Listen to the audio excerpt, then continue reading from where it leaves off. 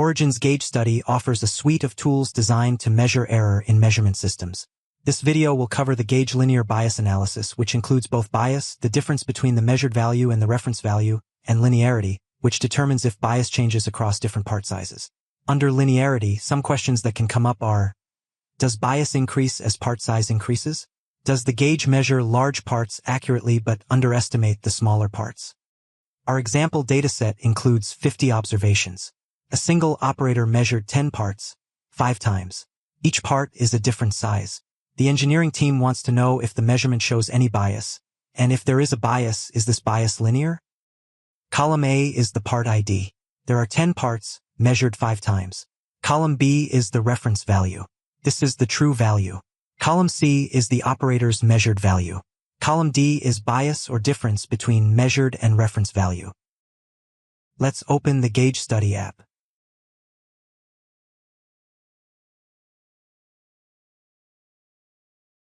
Select Part ID under Part Numbers, Reference Value under Reference Values, and Measured Value under Measurement Data.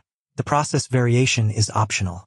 It's best to estimate this using historical data by taking a sample of part measures and calculating standard deviation from this sample. The engineering department has stated that they believe process variation is around 0.083, which was calculated as 6 times SD. The repeatability standard deviation measures the spread of repeated measures for each part. A high standard deviation indicates poor precision in the measuring device. There are 2 options for calculating the repeatability standard deviation: sample range and sample SD. The first option, sample range, will only use 2 data points, the smallest and largest measured value for each part. The operator made 5 measurements. We will select the second option, sample SD, since this option uses all data points. Click OK to generate the report worksheet. The first plot shows that there is a linear relationship between the reference value and bias. The blue points are the individual data points. Double-click the report worksheet to open the interactive window. If you hover over any of the blue points, you can see the corresponding row in Sheet 1.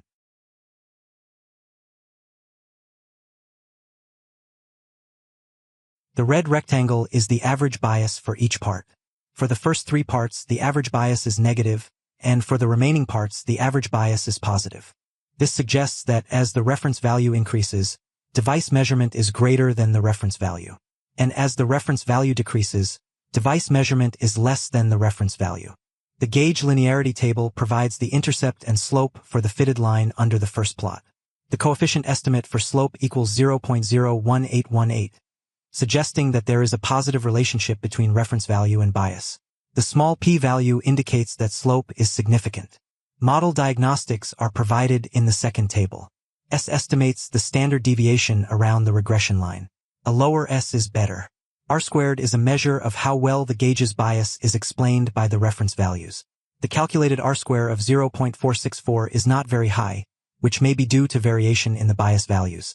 Linearity is calculated as beta 1, the coefficient estimate of the slope, multiplied by the true process variation. So linearity equals 0.01818 times 0.083, which is 0.00151. Percent linearity is calculated as linearity divided by process variation multiplied by 100, which is 0.00151 divided by 0.083 and multiplied by 100, which equals 1.818. Notice that this is equal to beta 1 times 100.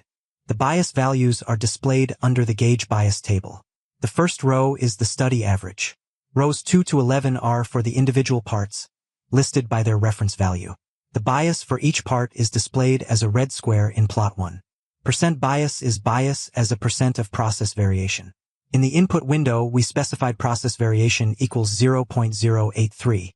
Percent bias equals absolute value of bias divided by 0.083 multiplied by 100. The p-values under the rightmost column are the result of a hypothesis test, where under the null hypothesis bias equals 0, and under the alternative hypothesis bias does not equal 0. When linearity is present, the best approach is to evaluate bias for each part separately.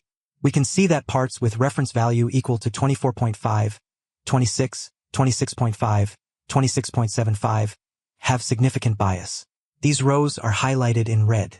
If we look at plot 1, we can see that the red squares for these 3 parts are furthest from the dotted reference line where bias equals 0. The second plot shows the percent of process variation that comes from linearity and bias. The table values that appear in this plot are highlighted in blue. If you open the Gage Study app, click on the question mark at the top right, you will be taken to the home page for Origin's Gage Study app. The algorithms used to generate these measures are available under this link.